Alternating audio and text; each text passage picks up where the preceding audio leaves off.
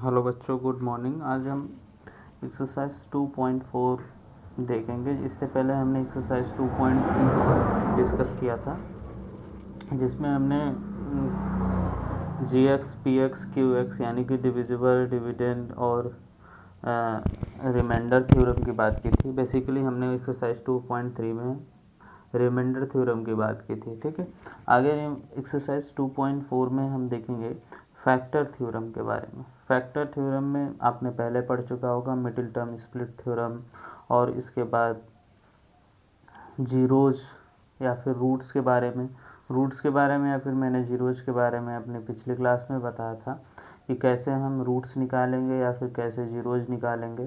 तो अगर आपको रूट्स या जीरोज नहीं निकालने आता है तो आप पिछले क्लास में जाकर के देखिए, एक्सरसाइज 2.3 जाकर के देखिए। ठीक है, इस क्लास में हम देखेंगे कि कैसे फैक्टर थ्योरम के थ्रू हम क्या करते हैं, किसी भी गिवन पॉलिनोमियल का या फिर किसी गिवन इक्वेशन का कैसे रूट्स निकालते हैं, या फिर कौन से जो जीरोज हैं वो क्या करते हैं, किसी भी पॉलिनोमियल को सेटिस्फाइड करते हैं, एक्स की वैल्यू क्या होती है, इसके बारे में हम इस क्लास में जानेंगे। तो अभी देखते हैं एक्सरसाइज 2.4 एनसीईआरटी।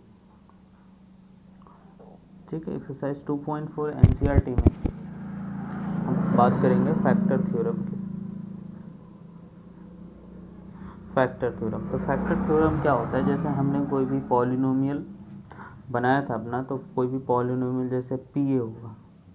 अगर पॉलिनोमियल हम मान लेते हैं कि at a is equal to कोई भी at a is equal to 0 है, यानी कि x minus a is equal to 0 या फिर x is equal to a, तो जो ए की वैल्यू होती थी, ए की जो वैल्यू होती थी उस वैल्यू को हम क्या करते थे, अपने इक्वेशन में सेटिस्फाइड कराते थे।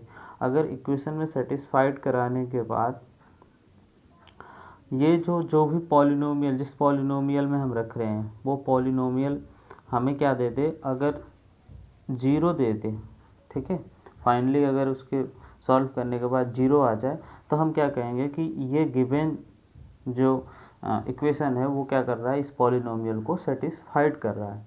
पहली बात ये कहते थे, या फिर हम ये कहते थे कि ये इस पॉलिनोमियल का एक फैक्टर क्या है, ये गिवन इक्वेशन है ना, इस गिवन इक्वेशन का पॉलिनोमियल एक फैक्टर है। ठीक है, तो हम ये कहते थे कि कोई भी पॉलिनोमियल, जैसे मान लेते हैं कोई भी इक्वेशन है a x square plus b x plus c के फॉर्म में है, तो एक्स की जो भी वैल्यू रखने पे ये पॉलिनोमियल 0 के बराबर आ जाए, तो हम क्या कहते थे कि एक्स माइनस ए जो है इस गिवन पॉलिनोमियल का क्या है, एक सॉल्यूशन है, या फिर एक उसको हम क्या कह सकते हैं, फैक्टर है। ठीक है, तो यहाँ से हम आगे देखेंगे कि यह मैं अभी पिछली क्लास के बारे में बता रहा था कि जब हम किसी भी पॉलिनोमियल को जीरोज़ के बराबर रख देते हैं और जीरो की वैल्यू जो है उस गिवन पॉलिनोमियल में रखते हैं, और गिवन पॉलिनोमियल रखने के बाद अगर रिमाइंडर कुछ नहीं आता है, मतलब कि उसकी वैल्यू क्या होती है, 0 में कन्वर्ट हो जाती है, तो हम ये कह सकते हैं कि ये जो गिवन पॉलिनोमियल है वो क्या है, इस पॉलिनोमियल का एक जीरोज है, या फिर ये पॉलिनोमियल इसका एक जीरो पॉलिनोमियल है, ये भी बोलते थे। ठीक है, तो इसी चीज़ में हम आगे देखते हैं कि कोई भी एग्जामिन एक क्वेश्चन लेते हैं और इसके बाद समझते हैं इसको। ठीक है, जैसे एग्जामिन वेदर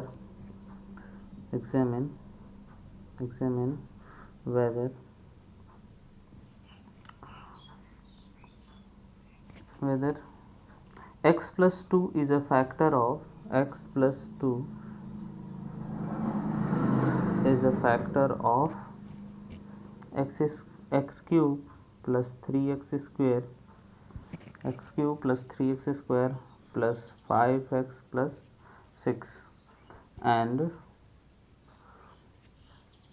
2x plus 4। मतलब ये कह रहा है कि हमें ये चेक करके बताना है क्या ये x plus 2 इस गिवन पॉलिनोमियल का एक फैक्टर है। कौन कौन सा, ये दोनों पॉलिनोमियल, ये पॉलिनोमियल और इस पॉलिनोमियल का क्या x plus 2 फैक्टर है, ये हमें प्रूफ करना है, या फिर हमें ये एग्जामिन करके देखना है। तो इसको हम कैसे करते हैं कि भाई अगर ये x plus 2 इस पॉलिनोमियल और इस पॉलिनोमियल का फैक्टर है, मीन्स कि इसमें वैल्यू रखने पे ये पॉलिनोमियल क्या हो जाएंगे, ज़ीरो के इक्वल हो जाएंगे। अगर जीरो के इक्वल हो जाएंगे तो हम कैसे करेंगे, x plus two is equal to zero रखेंगे, है ना, और x इज इक्वल टू क्या आ जाएगा, -2। अब ये x इज इक्वल टू जो -2 आया हम अपने गिवन पॉलिनोमियल में रखेंगे। हमारा पॉलिनोमियल क्या है, P x is equal to x cube plus 5x square, sorry 3x square plus 5x plus 6। तो हम क्या करेंगे, p -2 रख देंगे, तो -2 का क्यूब प्लस 3 इंटू -2 का स्क्वायर प्लस 5 इंटू -2 प्लस 6। इसको करोगे आप सॉल्व, तो 2 2 जा 4 2 जा 8 -8 प्लस 4 3 जा 12 -5 2 जा 10 और प्लस 6। ठीक है, तो जब हम इसको सॉल्व करेंगे तो आ जाएगा हमारा 12 6 18 से, तो माइनस का 18 और प्लस का 18, यानी कि माइनस प्लस कट जाएगी तो क्या आएगी, वैल्यू 0 आएगी। तो हम लिख सकते हैं कि at x is equal to -2, यहाँ पे लिखेंगे at x is equal to -2 given polynomial, तब यहाँ से ये करेंगे। तो अब यहाँ पे लिखेंगे at x equal to -2 this polynomial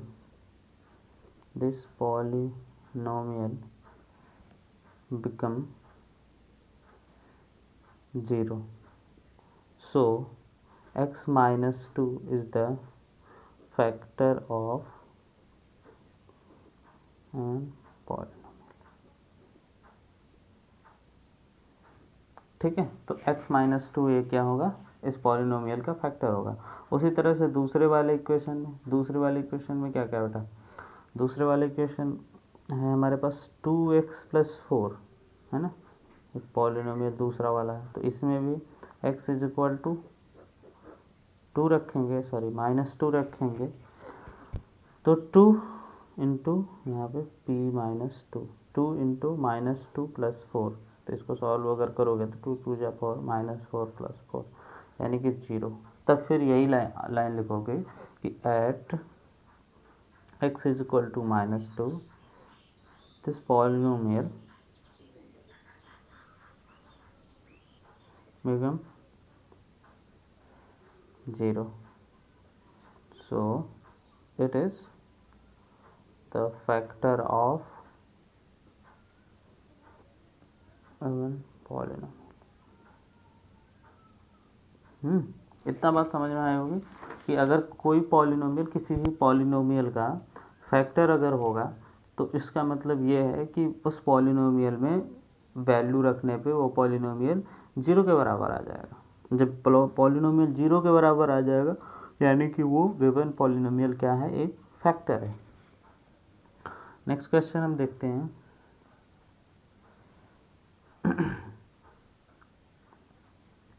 next question है फाइंड द वैल्यू ऑफ के। वैल्यू ऑफ के फाइंड आउट करना है। फाइंड द वैल्यू ऑफ के if x minus 1 is a factor of x minus 1 is a factor of 4x cube plus 3x square minus 4x plus k, 4x cube plus 3x square minus 4x plus k। ठीक है, तो ये क्या कह रहा है कि आपको k की वैल्यू फाइंड आउट करनी है यदि x माइनस 1 क्या है, इस पॉलिनोमियल का फैक्टर है। इस बार ये साफ साफ कह दिया कि x माइनस 1 क्या है, इस पॉलिनोमियल का फैक्टर है, यानी कि at x minus 1 is equal to at x is equal to 1 ये क्या हो जाएगा, 0 के बराबर हो जाएगा, है ना। तो as x minus 1 is the factor of px, मान लेंगे पॉलिनोमियल ही 4x cube plus 3x square minus 4x plus k. तो क्या हो जाएगा ये x minus 1 is equal to 0 या फिर x इज इक्वल टू 1। अब ये px क्या हो जाएगा, 0 के बराबर हो जाएगा और ये इसका पॉलिनोमियल श्योर है तो 0 कर देंगे, px इज इक्वल टू 0। तो अब 4x की वैल्यू क्या है 1 का क्यूब प्लस 3 1 का square minus 4 into 1 plus k. तो अब हम करेंगे बेटा तो क्या आ जाएगा 4 प्लस 3 माइनस 4 प्लस के। 4 से 4 कैंसिल आउट हो गया, तो के की वैल्यू क्या आएगी, के इज इक्वल टू प्लस 3 उधर जाएगा तो माइनस 3। समझ में आई बात। तो इस तरीके से अगर किसी भी पॉलिनोमियल का कोई फैक्टर है, अगर ये क्वेश्चन में कह रहा है, यानी कि उस पॉलिनोमियल का वो श्योर एंड श्योर 100% श्योर क्या है, वो उस पॉलिनोमियल में वैल्यू रखने पे 0 के बराबर आएगा। तो जब 0 के बराबर आएगा तो हम क्या ले लेंगे, p x is equal to 0, है ना। पी एक्स जो पूरा polynomial p x is equal to 0 लेंगे और वहाँ से हम क्या निकाल लेंगे, के की वैल्यू फाइंड आउट कर लेंगे। अभी तक तो हम समझ रहे थे कि कैसे पॉलिनोमियल में रखने पे कोई भी पॉलिनोमियल उसका फैक्टर होगा, या फिर कैसे पॉलिनोमियल कोई भी पॉलिनोमियल किसी पॉलिनोमियल का फैक्टर निकाल पाएंगे, कैसे के की वैल्यू निकाल पाएंगे। ठीक है, आगे हम मेन फैक्टर थ्योरम पे आते हैं। अगर आगे मेन फैक्टर थ्योरम पे आते हैं तो एक मैं थ्योरम आपको समझाना चाहता हूँ, उसके बाद हम क्वेश्चन देखेंगे।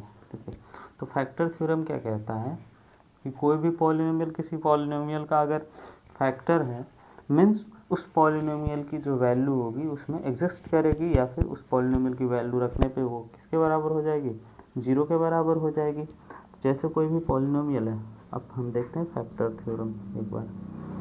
ठीक है, तो क्या है, x square plus l x plus m, हमने एक पॉलिनोमियल ले लिया।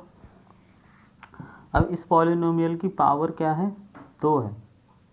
देखो ये एक बात ध्यान रखना कि किसी भी पॉलिनोमियल के जितनी पावर होंगी, सबसे बड़ी पावर, उतने ही क्या होंगे, उसके फैक्टर होंगे।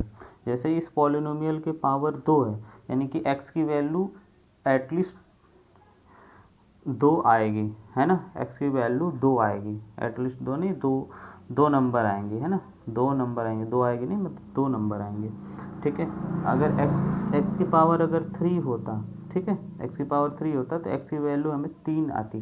ठीक है, तो इस तरीके से हम क्या कह सकते हैं, कोई भी पॉलिनोमियल का अगर इस पॉलिनोमियल का पावर 2 है तो पावर इसका 2 है, तो पॉलिनोमियल के कितने फैक्टर होंगे, 2 फैक्टर होंगे, 2 फैक्टर होंगे, है ना। अगर कोई भी पॉलिनोमियल इस तरीके का है तो इस पॉलिनोमियल कितने फैक्टर होंगे, 2 फैक्टर होंगे। तो अगर मान लेते हैं, हमें मालूम तो नहीं है ना, तो हमने मान लिया कि इस पॉलिनोमियल के 2 फैक्टर क्या है, ए और बी है।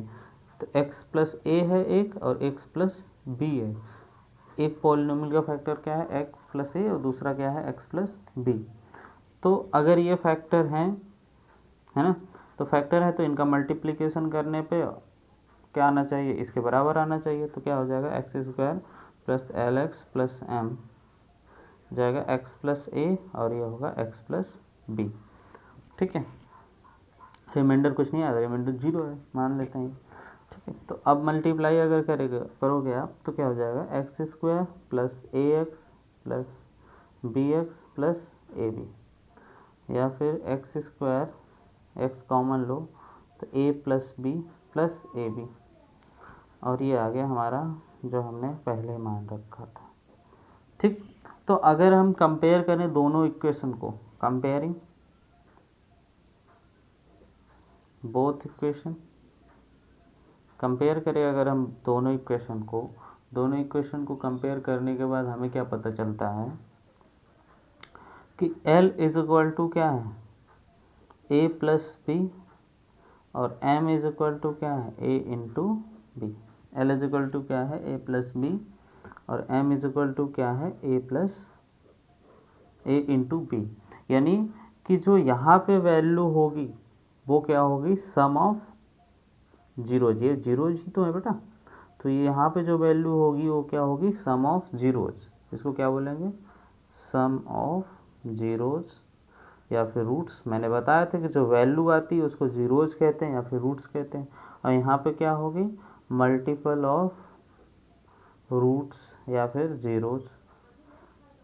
ठीक है, तो जब किसी, अब ये ध्यान रखने वाली बात है कि जब भी किसी कोफिशिएंट, मतलब जब भी किसी इक्वेशन का दो पावर वाली इक्वेशन का या फिर जब भी किसी क्वाड्रेटिक इक्वेशन का जो एक्स स्क्वायर की वैल्यू है अगर वो क्या है 1 है, मतलब कि एक्स स्क्वायर का जो कॉफिशिएंट है वो 1 है, तो उसकी जो हम रूट्स निकालेंगे वो यहाँ पे जो होगी वो क्या होगी सम ऑफ जीरोज, और यहाँ पे जो होगी वो क्या होगी वो मल्टीपल ऑफ जीरोज। या फिर दूसरे शब्दों में अगर इसको कहें तो जब भी कोई क्वाड्रेटिक इक्वेशन है अगर उस क्वाड्रेटिक इक्वेशन का रूट्स निकालना है तो जो x का मल्टीपल होगा वो क्या होगा सम ऑफ जीरोज होगा, और जो कांस्टेंट टर्म होगा वो क्या होगा मल्टीपल ऑफ जीरोज होना चाहिए। बट इसमें शर्त क्या है कि जो एक्स स्क्वायर का कॉफिशिएंट होने चाहिए, और एक्स स्क्वायर का कॉफिशिएंट क्या होना चाहिए 1 होना चाहिए, है ना। एक्स स्क्वायर का कॉफिशिएंट क्या होना चाहिए 1 होना चाहिए। ठीक है, फिर से बात समझिए, ये बात मैं कहना क्या चाहता हूँ कि जब कोई भी हमारे पास क्वाड्रेटिक इक्वेशन हो तो उस क्वाड्रेटिक इक्वेशन में अगर एक्स स्क्वायर का कॉफिशिएंट क्या है 1 है, ठीक, तो जो सम ऑफ जीरोज होंगे वो क्या होंगे एल होगा या फिर मल्टीपल ऑफ एक्स होगा, या मल्टीपल ऑफ फिर से, तो ये क्या होगा मल्टीपल अरे कॉफिशिएंट ऑफ एक्स होगा, और जो कांस्टेंट होगा वो क्या होगा मल्टीपल ऑफ रूट्स होगा। ठीक है, ये बात ध्यान से समझना। तो इसी को प्रूव करने के लिए हम आगे इसी को समझने के लिए हम क्या लेते हैं एक क्वेश्चन लेते हैं। जैसे मान लो x square minus x minus six, ये हम फैक्टर थ्योरम से समझें। अभी तो हम मिडिल टर्म स्प्लिट थ्योरम से समझते हैं। मिडिल टर्म स्प्लिट थ्योरम तो हमने ये अपने बचपन मिडिल 8th में सीखा होगा आपने। 8th में क्या बचा था, जो यहाँ पे वैल्यू है कांस्टेंट उसको यहाँ से मल्टीप्लाई करेंगे, तो यहाँ पे क्या है 1 है, तो 6 इंटू 1 क्या हो गया 6x हो गया, अरे 6 इंटू 1 क्या हो गया 6 हो गया। अब 6 के ऐसे दो फैक्टर करो जो कि यहाँ पे कुछ नहीं है तो 1 है, जो कि प्लस करने पे क्या प्लस करने पे या फिर माइनस करने पे क्या है -1 लेकर के आए। तो मान लेते हैं 6 के दो फैक्टर क्या होंगे 3 और 2 होंगे। ठीक है, तो इसको -3 + 2 करने पे क्या आएगा -1 आएगा, है ना। तो यहाँ पे लिख दो एक्स स्क्वायर -3x + 2x - 6, ये आ जाएगा। इसका स्प्लिट कर लेंगे तो जब स्प्लिट कर लेंगे इसका इसमें क्या कॉमन आ जाएगा x, तो क्या हो जाएगा x - 3 से क्या कॉमन आ जाएगा x - 3, तो ये x - 3 और ये बच गया x + 2। तो मतलब क्या हो गया कि x की दो वैल्यू आ गई, कौन कौन सी, एक 3 और एक -2। ये बात तो हमने अपने पुराने तरीके से समझा जो मिडिल टर्म स्प्लिट थ्योरम कहती थी, उसके अकॉर्डिंग हमने सीखा। लेकिन अगर हम फैक्टर थ्योरम से इसी चीज़ को सीखना चाहते हैं, थोड़ा सा ध्यान से पढ़ना इस चीज़ को, फैक्टर थ्योरम को, जो आगे आपके लिए बहुत ज़्यादा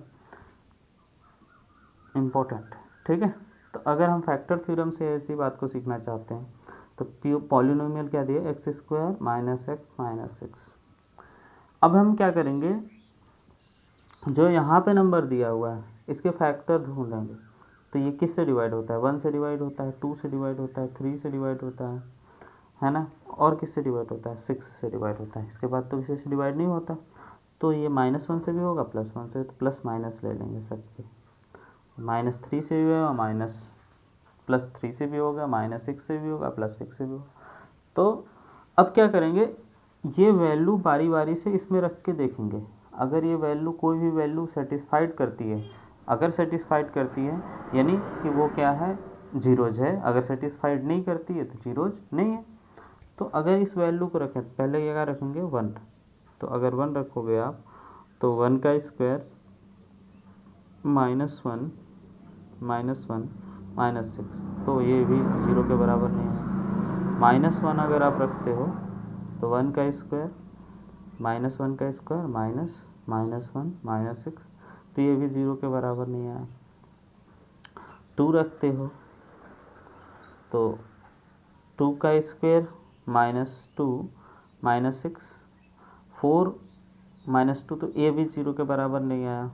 अब -2 रखते हो, -2 का स्क्वायर -2 -6, ठीक है, तो -2 का स्क्वायर करेंगे तो क्या आ जाएगा 4 और माइनस माइनस +2 और -6। तो यहाँ पे आप देख रहे हो 4 तो +6 और -6, तो ये दोनों 0, यानी कि x इज इक्वल टू -2 पे ये पॉलिनोमियल क्या हो गई हमारी 0 के बराबर हो गई।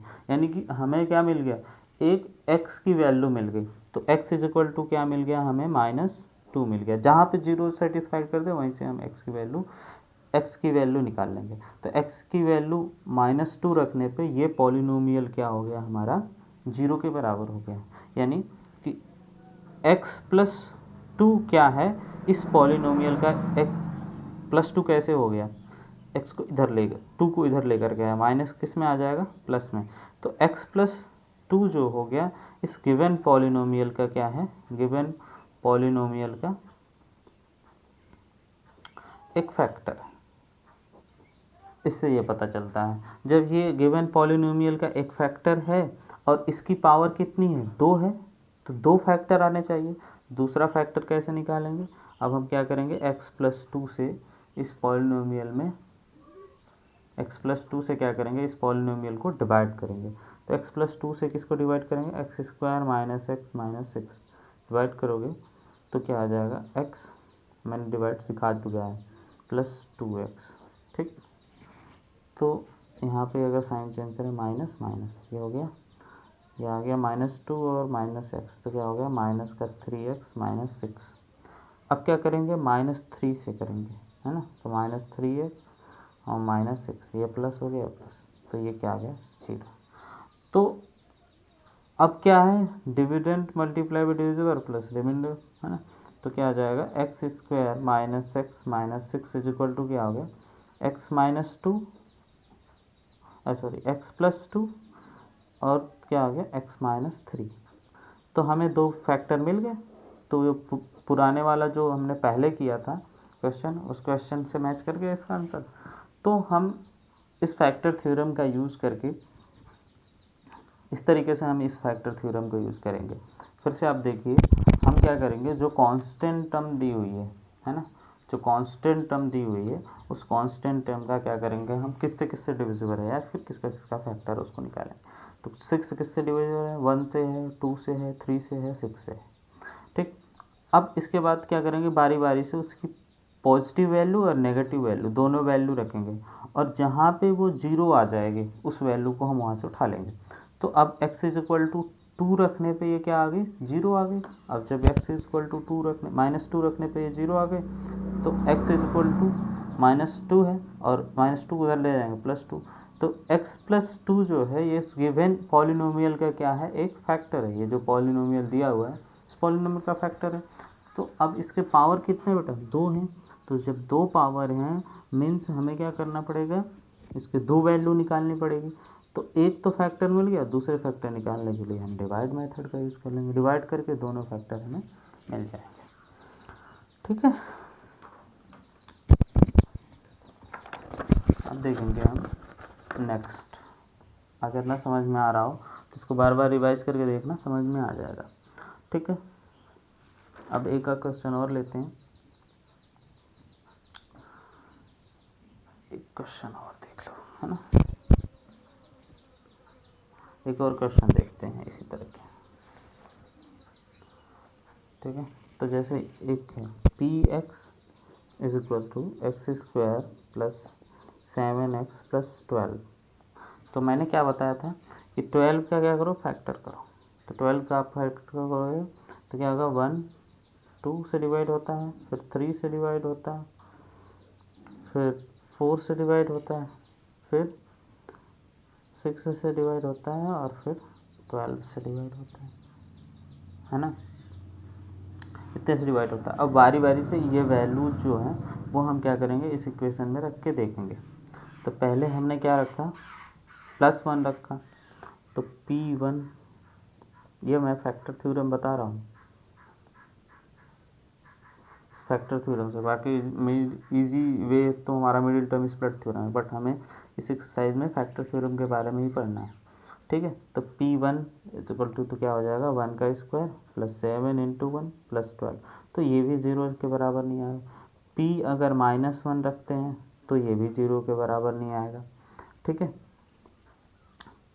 p अगर +2 रखते हैं तब भी 0 के बराबर नहीं आएगा, p अगर -2 रखते हैं तब भी 0 के बराबर नहीं आएगा। आप लोग करके देख लेना, देखना श्योर नहीं आएगा, ठीक है। अगर p इज इक्वल टू, अगर यहाँ पे x इज इक्वल टू क्या रखते हैं हम, +3 रखते हैं तो भी 0 नहीं आएगा, लेकिन x इज इक्वल टू -3 पे क्या आ जाएगा, ये 0 आ जाएगा, ठीक है। तो x इज इक्वल टू -3 देखते हैं, -3 का स्क्वायर +7 तो -3 +12, तो क्या आ गया, 3 3 जा 9 और 7 3 जा -21 प्लस माइनस माइनस +12, तो 12 और 9 21, 21 - 21 तो क्या आ गया 0। तो हमें क्या मिल गया, x की एक वैल्यू क्या मिल गई -3, मतलब कि at x is equal to -3 पे गिवन पॉलिनोमियल क्या हो रहा है, जीरोज हो रहा है, ठीक। तो x इज इक्वल टू -3 है। अब x +3 से x+3 हमें क्या मिल गया, एक पॉलिनोमियल मिल गया, या फिर इसको हम gx भी मान सकते हैं। तो gx is equal to x+3 आ गया, और हमारे पास px क्या है, x² + 7x + 12, ठीक है। तो अगर हम फिर डिवाइड करेंगे इनको, तो डिवाइड करने पे हमें क्या मिलेगा, दूसरा फैक्टर मिलेगा। तो दूसरा फैक्टर निकालना इसलिए ज़रूरी है क्योंकि इस पॉलिनोमियल की फैक्टर क्या, इस पॉलिनोमियल की पावर क्या है, 2 है। जब 2 पावर है तो हमें कितने फैक्टर चाहिए, 2। तो हम क्या करेंगे, x+3 से डिवाइड करेंगे, तो क्या होगा, x² + 7x + 12। अगर इससे आप डिवाइड करोगे तो क्या आ जाएगा, x² + 3x माइनस माइनस यहाँ से क्या आ गया, 4x + 12, तो क्या हो जाएगा 4 से, तो होगा 4x + 12 माइनस माइनस, ठीक। तो हमें अब हम कैसे लिख सकते हैं इस पॉलिनोमियल को, x² + 7x + 12 is equal to, एक हो गया x+3 और दूसरा फैक्टर हो गया x+4, ठीक। तो ऐसे हम निकाल सकते हैं, इसी थ्योरम को हम क्या बोलते हैं, फैक्टर थ्योरम। अब इसका इतना मैं इस पर बोल क्यों रहा हूँ, या फिर इसको इतना यूज़ क्यों कर रहा हूँ, अब आगे देखेंगे। हम इसको हम 2 डिग्री इक्वेशन में, या फिर 2 पावर की जो इक्वेशन है उसको तो हम easily middle term split theorem से कर सकते हैं, बट इसका सबसे ज़्यादा यूज़ जो है वो कहाँ पे होता है, आपके जो क्यूबिक इक्वेशन होती है, या फिर जिसकी वैल्यू क्या होती है, 3 होती है, 4 होती है, उसमें यूज होता है। तो इसी के लिए हम ये फैक्टर थ्योरम पढ़ रहे हैं। तो आगे जो मेन हमारा क्वेश्चन है उस क्वेश्चन को देखेंगे, इसके बाद हम आगे की क्वेश्चन को देखेंगे, ठीक है। तो हमारे पास मेन जो क्वेश्चन था वो इस क्वेश्चन के लिए हम अभी तक फैक्टर थ्योरम को पढ़ रहे थे, ठीक है। तो अगर हम x³ माइनस एक क्वेश्चन उठाते हैं, क्यूबिक इक्वेशन 23x² + 142x - 120। तो अब आप इसको करो, मिडिल स्प्लिट थ्योरम से कर पाओगे, नहीं कर पाओगे। तो इसमें अब हमें क्या लगाना पड़ेगा, फैक्टर थ्योरम ही लगानी पड़ेगी, ठीक है। इसमें क्या लगाना पड़ेगा, हमें फैक्टर थ्योरम ही लगानी पड़ेगी। तो अब हम फैक्टर थ्योरम लगाने के लिए हम क्या करते थे, जो हमारा कांस्टेंट टर्म होता था उसके फैक्टर को ढूंढते थे। तो कांस्टेंट टर्म किससे किससे डिवाइड होता है, 1 से डिवाइड होता है आपका, 2 से डिवाइड होता है, 3 से, 4 से, 5 से, 6 से, 8 से, 10 से, भाई 12 से भी होता है, 15 से भी होता है, 20 से भी होता है, 24 से भी, एंड 30 से भी होता है, 40 से भी होता है, 60 से भी, और 120 से भी। तो इतने सारे फैक्टर। अब क्या है, हम इसके आगे प्लस माइनस लगा देंगे, क्योंकि माइनस वैल्यू भी रख के देखनी है हमें, प्लस की वैल्यू भी रख के देखनी है, ठीक है। पॉजिटिव वैल्यू भी रखना है हमें, नेगेटिव वैल्यू भी रख के देखना है, ठीक है। तो अब हम मानते जाएंगे कि ये जो पॉलिनोमियल px है, ठीक, ये polynomial at x is equal to +1 पे क्या होता है, 0 होता है। तो अब आप वैल्यू रखो इसमें, p1 इज इक्वल टू 1 का क्यूब माइनस 23 1 का स्क्वायर प्लस 142 1 माइनस 120। तो ये आ गया 1 माइनस 23 प्लस 142 माइनस 120। इसको प्लस करो भाई। तो 23 और 120 माइनस माइनस वाले को एक साथ कर लेते पड़ो। तो ये क्या आ गया 143 पॉजिटिव का और ये आ गया माइनस, यहाँ तो तुरंत 0 हो गया।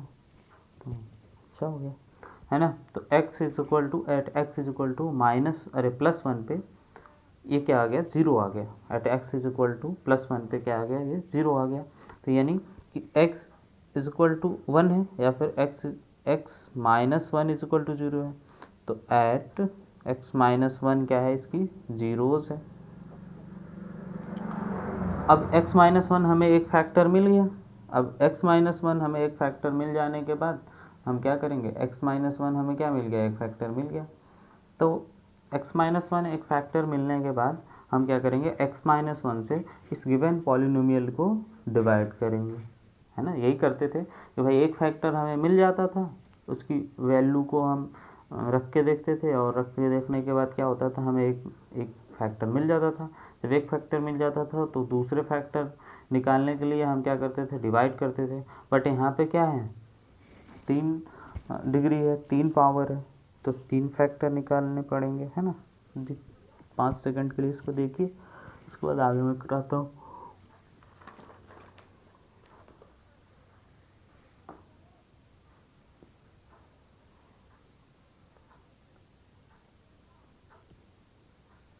ठीक है, तो इतनी बात समझ में आ गई होगी। अब आगे हम इसको डिवाइड करके देखते हैं।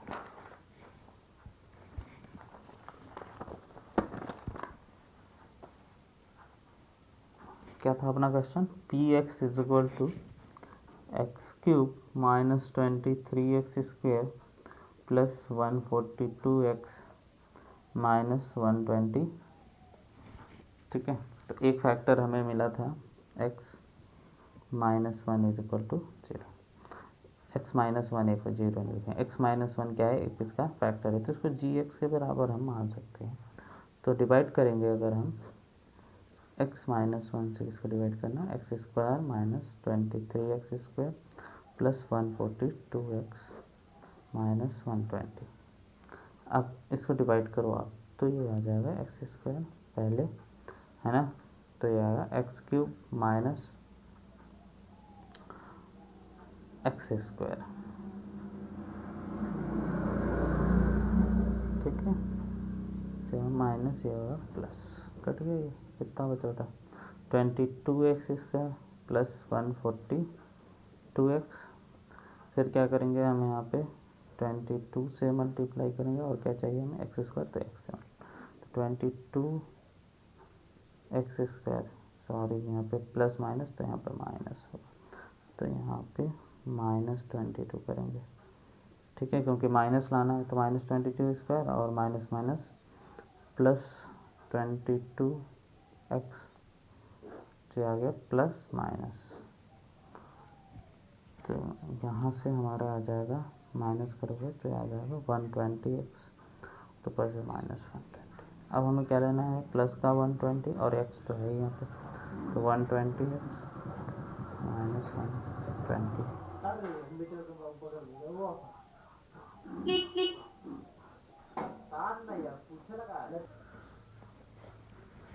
हाँ, तो इसको फिर कैसे लिख सकते हैं, p x is equal to हमारे पास क्या था, x cube minus 23x square plus 142x minus 120। इसको कैसे लिख सकते हैं बेटा, इसको लिख सकते हैं x माइनस 1 और फिर ये जो वैल्यू आई है x square minus 22x plus 122 और रिमाइंडर तो हमारा 0 आ गया, तो रिमाइंडर को लिखने की जरूरत नहीं। अब ये 2 डिग्री इक्वेशन बन गए, तो फिर क्या करेंगे, अब फिर इसको फैक्टराइज करेंगे। तो इसको आप फैक्टराइज करोगे तो x square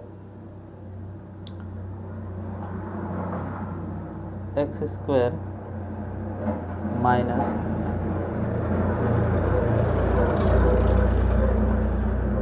12x minus 10x plus 120। इसको मिडिल टर्म स्प्लिट थ्योरम से कर लेंगे।